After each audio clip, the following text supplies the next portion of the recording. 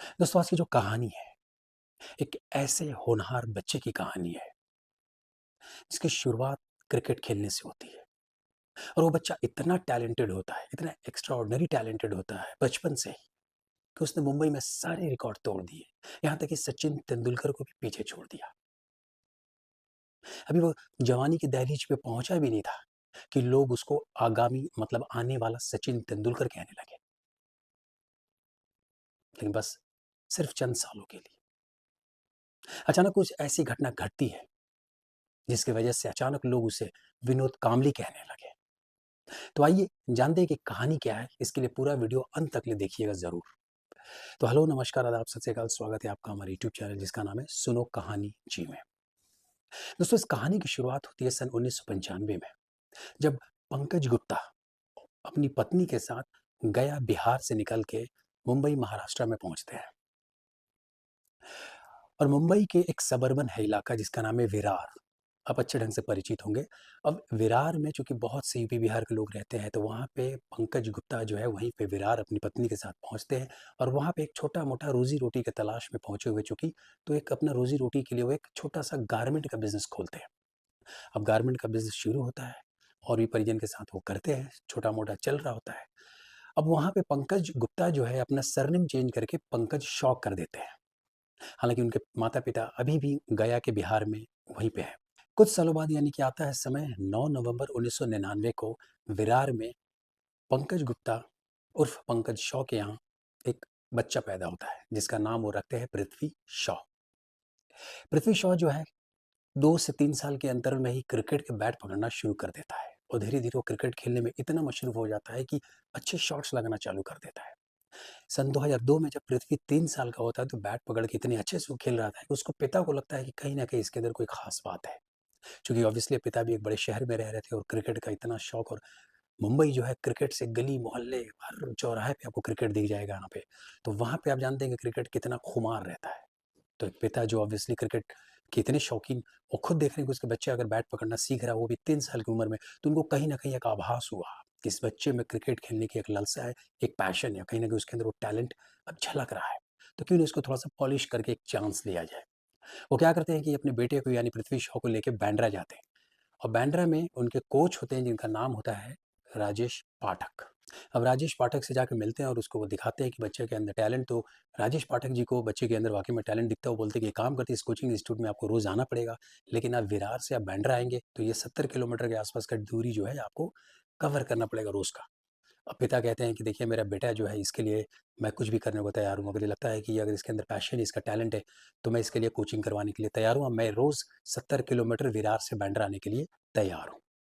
अब पिता का पैशन और बेटा का टैलेंट दोनों शुरू हो जाता है।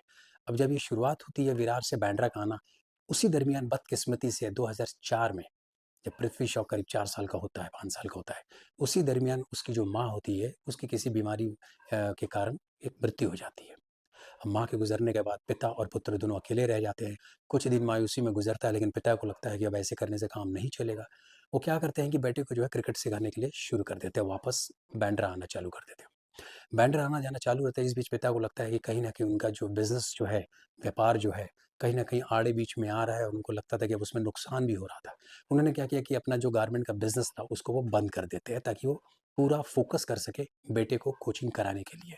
अब ये पिता और पुत्र दोनों की संघर्ष और पैशन दोनों की कहानी की शुरुआत होती है। अब ये बैंड्रा से विरार, विरार से बैंड्रा, ये जो दोनों है मामला शुरू हो जाता है।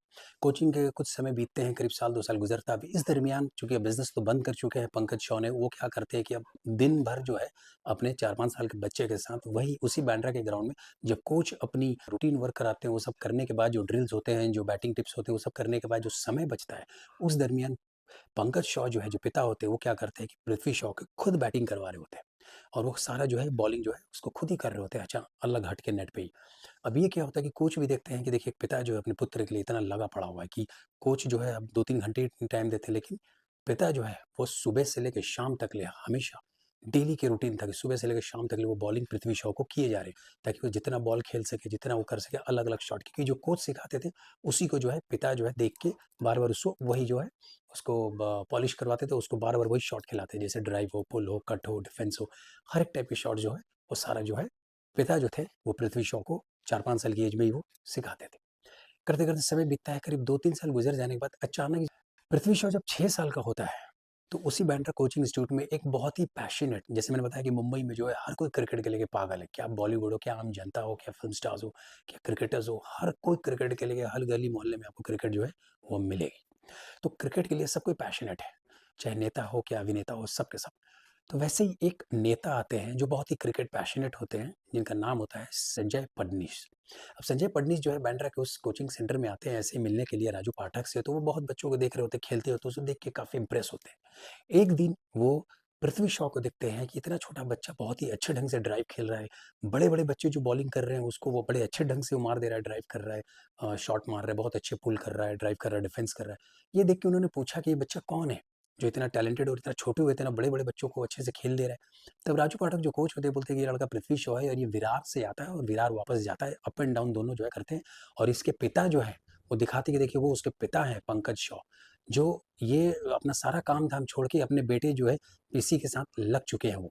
अब जब कोच उस नेता संजय फडणीस को ये बताते हैं कि ये पिता पुत्र जो टैलेंट और पैशन से भरा हुआ है, जो विरार से लेके बांद्रा आते हैं 70 किलोमीटर और फिर वापस जाते हैं डेली।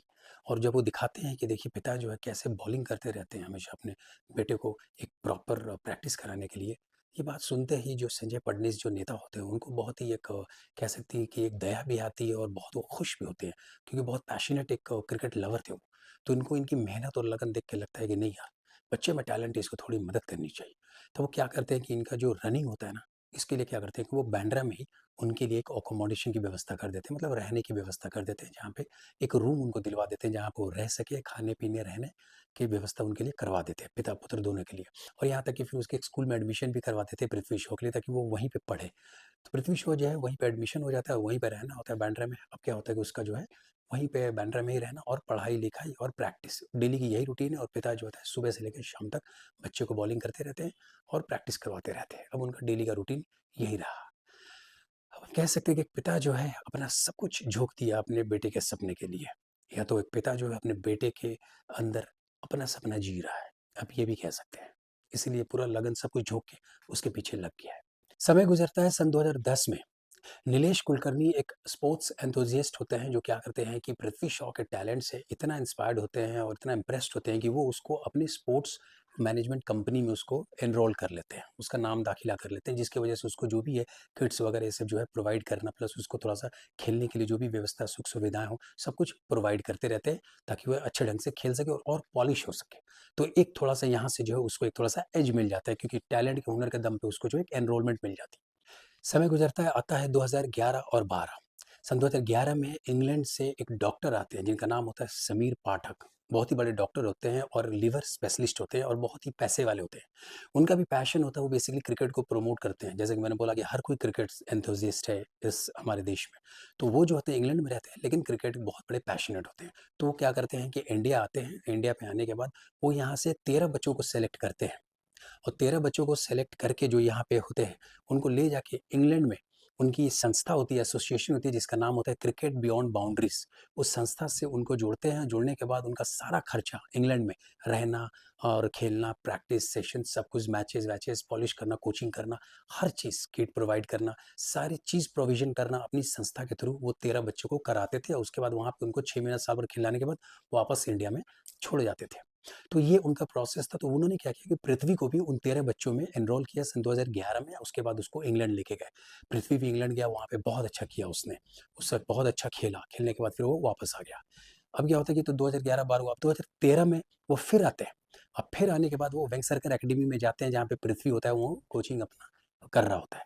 वो क्या करते हैं कि पृथ्वी को वेंगसरकर एकेडमी से फिर उठाते हैं और फिर उसको अपने उस 13 बच्चों के ग्रुप में डालते हैं और फिर इंग्लैंड लेके जाते हैं और 1 साल इंग्लैंड फिर खेलता है पृथ्वी, फिर वापस आता है।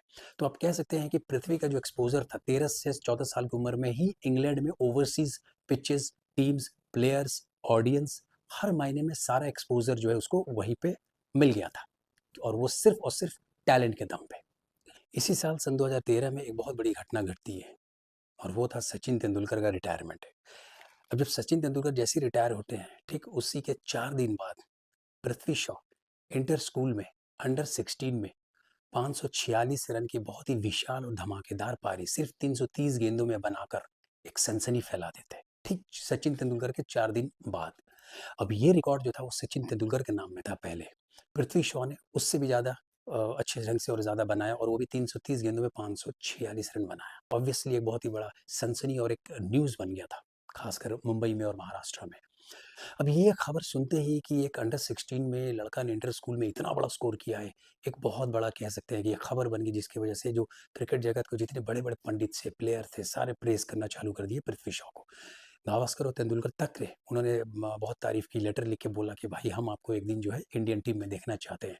क्योंकि सबको पता था कि सचिन की भी शुरुआत ऐसी हुई थी और पृथ्वी शॉ भी उसी पे जाने लगा था। कहीं न कहीं सब लोग उसको जो है छोटा सचिन तेंदुलकर का पैकेज के रूप में देखने लगे थे। समय गुज़रता है और ठीक इसी साल पृथ्वी शॉ को अंडर 16 एशिया कप में इंडियन टीम का कैप्टन सेलेक्ट किया जाता है और वो टीम जाती है खेलने के लिए एशिया कप। इस टूर्नामेंट में ना ही वो बहुत अच्छा स्कोर करता है पृथ्वी शॉ, बल्कि as a captain leading scorer होता है और वो एशिया कप अपनी टीम को जिता भी देता है। एक और माइलस्टोन ऐड हो जाता है। अब अभी पिक्चर बाकी है मेरे दोस्त, अभी मामला ख़त्म नहीं हुआ है। अब 2016 की बात है, जब मुंबई रणजी टीम में कुछ प्लेयर्स की इंजर्ड हो जाने के बाद अब क्या होता है कि जो टीम के जो सेलेक्टर्स होते हैं वो राहुल द्रविड़ से पूछते हैं, जो बेसिकली जूनियर्स प्लेयर्स को जो एनसीए में ग्रूम कर रहे होते हैं, उनके उनके अंडर में वो सारे प्लेयर्स जो है निगरानी में खेल रहे होते हैं, उनसे पूछा जाता है कि आप कुछ प्लेयर्स को रिकमेंड करें जो मुंबई रणजी टीम में खेल सके, क्योंकि कुछ प्लेयर इंजर्ड हो चुके हैं। राहुल द्रविड़ कुछ प्लेयर्स को रेफर करते हैं, जिनमें से रिकमेंड करते हैं, जिसमें से एक प्लेयर का नाम होता है पृथ्वी शॉ।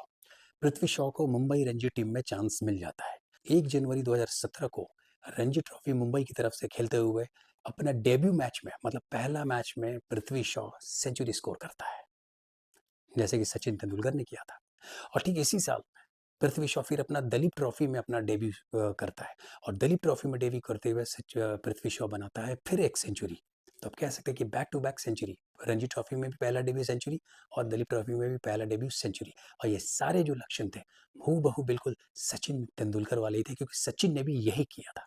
स्कूल में भी हाई स्कोर, रणजी में भी पहला डेब्यू सेंचुरी, दलीप ट्रॉफी में भी पहला सेंचुरी। तो ये सारा जो कह सकते हैं कि जो पद चिन्ह पे जो चलना था वो बिल्कुल सचिन तेंदुलकर की राह पे पृथ्वी शॉ चल रहा था। उसकी किस्मत उसे उसी राह पे लेके जा रही थी। अब मामला ये था कि वो इंडिया में एक कह सकते हैं कि एक सेंसेशन बन गया, एक प्रोडिजी बन गया। एक आने वाला जो यंगस्टर था, जो भारत का क्रिकेट का भविष्य था, वो एक सनसनी बन गया था, क्योंकि बिल्कुल वो सचिन के पदचिन्हों पे चल रहा था। उसको लोग नेक्स्ट सचिन तेंदुलकर बोलने लगे थे। मीडिया में हर जगह लाइमलाइट में आ गया था as a next Sachin Tendulkar. फिर आता है सन 2018, जब पृथ्वी शॉ को इंडिया अंडर 19 टीम का कैप्टन बनाया जाता है और इंडिया जाती है, अंडर 19 जाती है वर्ल्ड कप खेलने, और वो वर्ल्ड कप इंडिया जीत जाती है under captaincy of Prithvi Shaw. और इस मैच में करीब 6 मैचेस में पृथ्वी शॉ का स्कोर होता है 265 रन, जो एक बहुत अच्छा स्कोर होता है। इस तरह से पृथ्वी शॉ के नाम में एक और तमगा लग जाता है। तो फिर अंडर 19 का कैप्टन होते हुए इंडिया 6 साल बाद एक वर्ल्ड कप भी जीत गया अंडर 19 का। तो एक और कह सकते हैं सोने पे सुहागा। फिर अब किस बात का इंतजार था? पृथ्वी शॉ ने इतने बड़े स्कोर कर दिए, सब कुछ तो गेन कर लिया, अब किस बात का इंतजार था? इंतजार था इंडियन टीम में आना, जो उसका या हर किसी का एक मेन मकसद होता है। तो फाइनली सन 2018 में उसको इंग्लैंड के अगेंस्ट में टेस्ट टीम में जगह मिल जाती है खेलने के लिए। लेकिन दुर्भाग्यवश उस टाइम टीम बहुत मजबूत होती है सन 2018 में इंडिया की टेस्ट टीम। तो लेकिन फाइनल 11 में उसको जगह नहीं मिलती है, क्योंकि बहुत ही एक नया यंगस्टर होता है। तो फिर क्या होता है कि 4 अक्टूबर सन 2018 को ही उसको वेस्ट इंडीज की टीम के अगेंस्ट में फिर सेलेक्ट किया जाता है।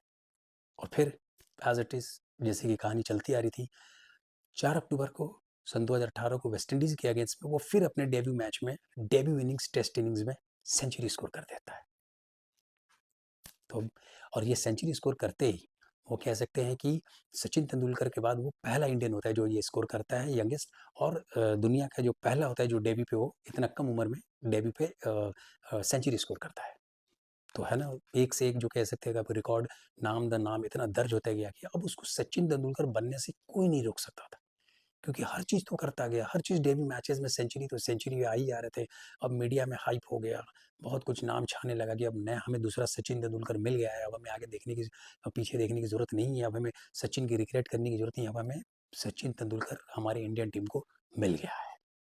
अब इसका इतना सेंसेशन बन जाता है कि उसी साल आईसीसी जो है कुछ ब्रेक थ्रू प्लेयर्स की लिस्ट निकालती है, जिसमें पृथ्वी शॉ का भी नाम होता है as a breakthrough players of the years, और उसमें उसके नाम के ब्रैकेट में लिखा जाता है द नेक्स्ट सचिन तेंदुलकर।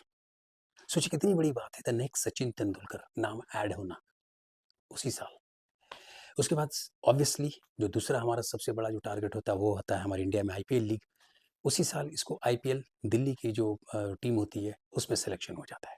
एक बहुत अच्छा, इसको करीब 10-12 करोड़ में इसको खरीद लिया जाता है। उसके बाद फिर पीछे मुड़ के देखना नहीं। उस साल बहुत अच्छा स्कोर करता है, करीब 253 रन बनाता है दिल्ली की तरफ से पृथ्वी शॉ। तो ये अब तक ले सब कुछ बढ़िया चल रहा था। सन 2000 तक ले तो बहुत, आप कह सकते हैं कि जो पृथ्वी शॉ चाह रहा था वही हो रहा था, जिस चीज़ पे हाथ रख रहा था वही हो रहा था। लेकिन अब जो है कहानी में आती है ट्विस्ट। सन 2019 एक उगते सूरज को अब ढलान देखना था। सन 2019 में पृथ्वी शॉ को डोपिंग टेस्ट होता है आईसीसी की तरफ से, जैसे हर प्लेयर्स को डोपिंग टेस्ट होता है ऑब्वियसली कोई भी टूर्नामेंट से पहले, तो पृथ्वी शॉ का भी डोपिंग टेस्ट होता है। डोपिंग टेस्ट मैं बता दूं अपने दर्शकों को, बेसिकली एक टेस्ट होता है जिसमें ये चेक किया जाता है कि वो प्लेयर जो है ड्रग्स या कोई भी ऐसी गांजा या फीम या कुछ भी चीज़ ऐसे का सेवन नहीं कर रहा है जिसकी वजह से उसकी बॉडी जो है नॉर्मल से ज़्यादा बिहेव करे। तो डोपिंग टेस्ट होता है ये प्लेयर्स के लिए। तो वो डोपिंग टेस्ट से सब प्लेयर्स को, सारे एथलीट्स को गुजरना होता है। पृथ्वी शॉ को भी यही दिया था उसने, और देने के बाद उसके अंदर वो ब्लड में पाया गया सैंपल की कुछ जो चीज़ें हैं जो आईसीसी जो नहीं मान्यता देती है वो उसके ब्लड सैंपल्स में पाया गया। जब उसे पूछा गया तो उसने, पृथ्वी शॉ ने दिया कि उसने एक कफ सिरप पी ली थी, कि उसको खांसी वासी हो गई थी, तो एक नॉर्मल डॉक्टर से पूछ के प्रिस्क्रिप्शन पे उसने वो कफ सिरप पी लिया था, वही उसके ब्लड में पाया गया। लेकिन आईसीसी रेगुलेटरीज जो होती है उनके अपने नियम होते हैं, बीसीसीआई के नियम होते हैं, उनको पता होता है कि क्या खाना होता है नहीं खाना होता है और क्या पूछना होता है एज अ प्लेयर, क्योंकि आपको पूरा डाइट और ये सब मेंटेन करना पड़ता है। जो भी प्रोटोकॉल्स होते हैं, जो भी आपको मैंडेटरी जो रूल्स एंड रेगुलेशन होते हैं उसको फॉलो करना पड़ता है एज अ प्लेयर, वो भी नेशनल लेवल पे। पृथ्वी शॉ ने बहुत बड़ी गलती कर दी थी, वो कफ सिरप का बताया लेकिन वो निकला कुछ और। अब गलती किसकी थी? पृथ्वी शॉ गलत था क्या? तो ऑब्वियसली कहीं ना कहीं फॉल्ट में था। तभी जो है पृथ्वी शॉ पे सन 2019 में सबसे बड़ा झटका मिलता है, वो था 8 महीने का बैंड। उस पर 8 महीने का बैन लगा दिया जाता है किसी भी इंटरनेशनल एक्टिविटी से। लेकिन आईपीएल उसका चल रहा होता है। उसके बाद क्या होता है कि उसको सन 2020 में बॉर्डर गावस्कर ट्रॉफी, उसके लिए उसको ऑस्ट्रेलिया के टूर पे चयन कर लिया जाता है। अब इस चयन पे वो जाता है। अब जो पहला मैच होता है जिसमें पिंक बॉल जो मैच होता है जिसपे 36 पे इंडिया ऑल आउट होती है, उस मैच में ओपनिंग करने केएल राहुल और पृथ्वी शॉ भी जाते हैं, और पहले ही बॉल पे पृथ्वी शॉ जो है पहले इनिंग्स में पहले दूसरे बॉल पे 0 पे आउट हो जाता है स्टार के गेंद पे। फिर सेकेंड इनिंग्स में बैट करने जाता है, उस पर वो 4 रन पे आउट हो जाता है पैट कमिंस के बॉल पे। अब देखिए, कहते हैं कि जब मुसीबतें आती है तो चारों तरफ से आती है। अब तक तो सारी बढ़िया से सब कुछ चल रहा था, लेकिन जहां एक गलती कर दी आपने और जहां नेगेटिविटी आपको सराउंड हो गया, फिर हर तरफ से जितनी भी नेगेटिविटी है सब आपको उठ के कैप्चर करना शुरू कर देते हैं। डोपिंग टेस्ट फेल, आईपीएल में साधारण प्रदर्शन, बॉर्डर गावस्कर ट्रॉफी में एक चांस मिला डेब्यू मैच में ऑस्ट्रेलिया में जाने को, ओवरसीज डेब्यू। उसमें क्या हुआ कि वो फर्स्ट एंड सेकेंड इनिंग्स दोनों में 0 पे और 4 रन पे आउट हो गया। अब क्या हुआ, उसे दूसरे टेस्ट में बिठा दिया। लेकिन इसमें और भी कुछ प्रॉब्लम्स आनी शुरू हो गई कि उसके जो बैड बिहेवियर्स और मैनर्स और डिसिप्लिन को लेकर काफ़ी सवाल उठाए गए। अजिंक्य रहाणे बता रहे थे कि एक जगह जब उसको फील्डिंग करना था मैच के दौरान, तो वो बहाने बना के पृथ्वी शॉ बोलता है कि मुझे इंजरी है, और वो बना के वो पेविलियन की तरफ जाके बैठने लगा। जब अजिंक्य रहाणे को पता चला, क्योंकि अजिंक्य रहाणे कैप्टन लीड कर रहा था जब विराट कोहली जब वापस आ गया था उस दरमियान, तो अजिंक्य रहाणे ही कैप्टन था उस बॉर्डर गावस्कर ट्रॉफी पूरा टूर्नामेंट में।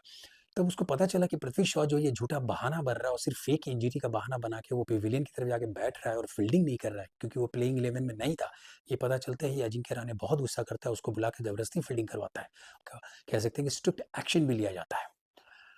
अब ये मसला होने के बाद जब वो वहाँ से वापस आता है तो फिर उसको जो है इंडियन टीम में सिलेक्शन ना के बराबर होता है।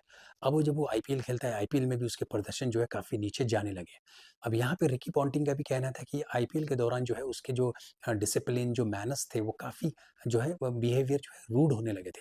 वो काफ़ी ईगो में और बहुत ही एकदम कह सकते हैं कि एरोगेंटली बात करना, बहुत ही एटीट्यूड में रहना, किसी की बात नहीं सुनना, चाहे कोच हो फेलो प्लेयर्स हो, किसी की बात नहीं सुनना। या आप कह सकते हैं इन शॉर्ट कि उसके दिलो दिमाग में सक्सेस जो था वो घुस गया था, और वो सक्सेस को बहुत कम उम्र में बर्दाश्त नहीं कर पा रहा था। तो कहीं ना कहीं पृथ्वी शॉ के साथ यही सब चल रहा था, क्योंकि सब जगह उसके एंटी और नेगेटिव ही उसके रिव्यूज और कमेंट्स और ओपिनियंस ये सब आ रहे थे लोगों के। अब सोचिए कि जब दिल्ली कैपिटल्स के में जब पृथ्वी शॉ खेल रहा था एज ओपनर, और Ricky Ponting as a coach जब वो बता रहे थे कि तुम्हारा जो बैट जो है और जो रन नहीं बन पा रहे, तो तुम थोड़ा-सा नेट पे ज़्यादा प्रैक्टिस करो। और रिकी पॉन्टिंग की बात नहीं सुनता था पृथ्वी शॉ, और जो प्रैक्टिस करने का जो टाइम होता था वो स्किप कर देता था, वो करता नहीं था। प्रैक्टिस नहीं करने आता था क्योंकि उसको लगता था कि कहीं न कहीं कि आई एम द बेस्ट, मैं बहु मुझे सब कुछ आता है, मुझे प्रैक्टिस करने की ज़रूरत क्या है? तो बहुत ही एज़ अ जूनियर बहुत कम उम्र होते हुए भी बहुत ही सीनियर प्लेयर की तरह बिहेव करता था और बहुत ही एटीट्यूड से भरा रहता था। रिकी पॉन्टिंग ने उसको 1 बार, 2 बार, 3 बार करके काफ़ी मैचेज़ में चांस दिया, लेकिन जब लगा कि अब उससे नहीं हो पा रहा, वो रन नहीं स्कोर कर पा रहा है, टीम का प्रदर्शन गिरा जा रहा है, टीम की क्वालीफाइंग, चूँकि आईपीएल जो है बहुत ही कॉम्पिटिटिव लीग है एक, वहाँ पे आप एक हार से आपकी जो है ते पूरा स्ट्रक्चर बदल जाता है पॉइंट्स टेबल का, तो वो नहीं झेल सकते थे। तो रिकी पॉन्टिंग को लगा कि नहीं, अब हमें इसको ड्रॉप डाउन करना चाहिए। तो रिकी पॉन्टिंग के कई कमेंट्स भी आए, उसके मैनर्स के लेके, उसके बिहेवियर्स को लेके, उसकी प्रैक्टिस को लेके, शेड्यूलिंग के लेके कई चीज़ें, तो बहुत सी चीज़ें रिकी पॉन्टिंग के भी कमेंट्स आते रहते थे। बाद में फाइनली रिकी पॉन्टिंग ने कमेंट दिया कि भाई ऐसा है कि हम अब बहुत ज़्यादा इसको चांस दे दिए, हमें अब दूसरे ऑप्शंस देखने पड़ेंगे और हमें दूसरी तरफ जाना पड़ेगा कि ऑब्वियसली हमें टीम की भलाई सोचनी है। अब रिकी पॉन्टिंग की काफ़ी बातें मीडिया में चल रही थी, लेकिन चूंकि पृथ्वी शॉ को रह के ब्रेक मिलता रहता था, चांसेस मिलते रहते थे, तो उसने 2021 में एक अच्छा प्रदर्शन किया और उसने करीब उस दिन दिल्ली की तरफ से 479 रन का आईपीएल में स्कोर किया, जो एक अच्छा स्कोर था और वन ऑफ द लीडिंग कह सकते हैं कि रन स्कोरर्स में था। फिर सन 2022 में उसे जो है इंडिया के टी20 और ओडीआई में चांसेस मिलते हैं और उसने बहुत अच्छा प्रदर्शन किया टी20 में और ओडीआई में। अब ये थोड़ा-सा मामला ठीक हुआ ही था कि सन 2023 में जो है आईपीएल के जो पूरा सीज़न होता है उसके लिए बहुत खराब चले जाते हैं। पूरे सीज़न में 8 मैचेज़ में करीब कुल मिला के 106 रन का स्कोर करता है पृथ्वी शॉ, और यहाँ से जो है फिर उसकी जो डाउनफॉल की शुरुआत होती है क्रिकेटिंग पॉइंट ऑफ व्यू से, फिर वो रुकती नहीं है। काफ़ी जो कहते हैं कि वो सोशल मीडिया में एक्टिव होने लगा, क्रिकेट पे कम फ़ोकस करने लगा, ट्रेनिंग पे कम फ़ोकस करने लगा, इधर-उधर की चीज़ों में काफ़ी एक्टिविटीज़ में, जैसे मुंबई में फ़िल्म है, पार्टीज़ है, बॉलीवुड है, क्रिकेट लाइफ़ है, और भी जितने चीज़ें हैं अपार्ट फ्रॉम क्रिकेट, बाकी जितनी भी चीज़ें हैं आप कह सकते हैं कि जो भी है, चाहे आप कह सकते हैं अय्याशी की है या जो भी चीज़ें हैं, उन सब चीज़ों में पृथ्वी शॉ का दिमाग घुस गया क्योंकि वो हर तरह मीडिया में दिखता था। क्रिकेट छोड़ के, क्रिकेट की प्रैक्टिस छोड़ के बाकी सब चीज़ों में वो दिखता था। यहाँ-वहाँ जो खबरें आ जाती थी मीडिया में, तो उन सब चीज़ों में वो दिखता था। लोगों को कहीं न कहीं लगता था कि ये जो है अब दूसरी चीज़ों की तरफ इसका झुकाव हो रहा है, क्रिकेट को छोड़ के। तभी एक कंट्रोवर्सी जो होती है, वो बहुत बड़ी कंट्रोवर्सी होती है सन 2023 की एक पार्टी में। चूँकि एक नॉर्मल ये पार्टी गोर हो गया होता है पृथ्वी शॉ, तो कहीं भी एक दोस्त की पार्टी में एक होटल में गया होता है, वहीं पे एक यूट्यूबर होती है सपना गिल, जो अपने दोस्तों के साथ वहीं पे बैठी होती है, तो वो एक ऑटोग्राफ लेने के लिए पृथ्वी शॉ के पास आती है। थोड़ी-सी कहा-सुनी होगी, उसने मना कर दिया कि मैं ऑटोग्राफ नहीं दूँगा। इस बात पे जो है सपना ने है उसको भी काउंटर अटैक किया, दोनों में बात करते-करते बहसबाजी होगी। बहसबाजी इतनी दूर तक हो गई कि वो बात जो है रेस्टोरेंट से लेके रोड पे आ गई। रोड पे दोनों एक-दूसरे की गाड़ी फ़ॉलो करना, वो अपना बेसबॉल का स्टिक निकालती है सपना गिल, पृथ्वी शॉ उसके हाथ से छीनता है। फिर उसने बाद में मीडिया में भी बोला था कि अगर मैं नहीं छीनता तो वो पता नहीं उनको मार देती, वो किसको मारती। तो ऐसा कुछ के बाद और उधर सपना जो है ये एलिगेशंस लगा रही थी पृथ्वी पे कि पृथ्वी जो है उसको मोलेस्ट किया, उसको असॉल्ट किया, मारने के लिए किया। तो काफ़ी कुछ दोनों के बीच में वो हुआ, लेकिन फाइनली पता चला कि सपना गिल जो है गलती उसकी थी और सपना गिल को जो है उसको बाद में सज़ा भी होती है। लेकिन वो कंट्रोवर्सी जो था बेसिकली पृथ्वी शॉ को जो है बहुत ही झंझोर देता है, क्योंकि उस टाइम पे पृथ्वी शॉ जो है उसका जो शरीर जो था, बॉडी जो था, कुछ महीनों बाद जब लोगों ने देखा तो बोला, अरे ये पृथ्वी शॉ है, बिल्कुल गंजा हो चुका है, देह एकदम मोटा हो चुका है, एकदम ऐसा लग रहा है कि खा पी के कोई हेल्थ फिटनेस नहीं, कोई रिजीम नहीं, कोई रूटीन नहीं, कोई डिसिप्लिन नहीं, कुछ नहीं दिख रहा है।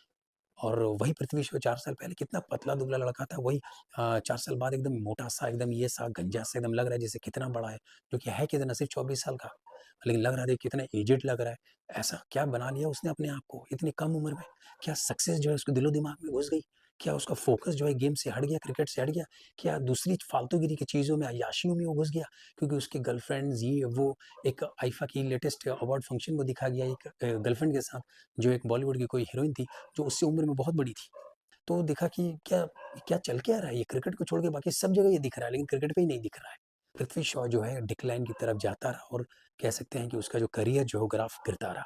आलम ये हुआ कि सन 2024 के आईपीएल में खराब प्रदर्शन के बाद 2024 के एंड में, मतलब 2025 के जब आईपीएल के जब ऑक्शन होता है, जब नीलामी होती है, उसमें पृथ्वी शॉ, जिसको बोला जाता था कि नेक्स्ट सचिन तेंदुलकर, उसको खरीदा भी नहीं जाता है।